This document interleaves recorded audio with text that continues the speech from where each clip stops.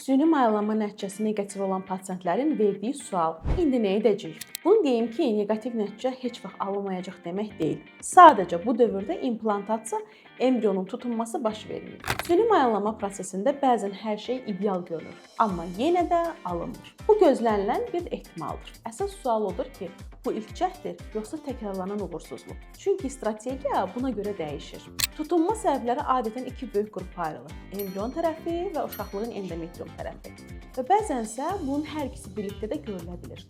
Belə ki, embrion keyfiyyəti yaxşı görünə bilər, amma genetik səviyyədə, yəni xromosomlarda problem ola bilər. Uşaqlıq tərəfində isə təkcə endometrium qalınlığının ölçüsü yox, əsas məsələ onun reseptivliyi və implantasiya üçün hazır olub-olmamasıdır.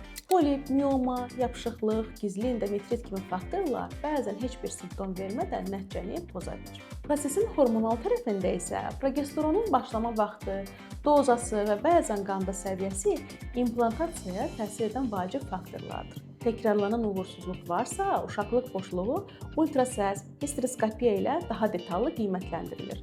Embrion tərəfi şübhəlidirsə, bu hallarda isə genetik qiymətləndirmə, məsələn PGD kimi variantlar müzakirə oluna bilər. Neqativ cavab son deyil. Bu, səbəbi tapıb növbəti cəhdi daha yüksək şansla planlamağa aparan bir yoldur.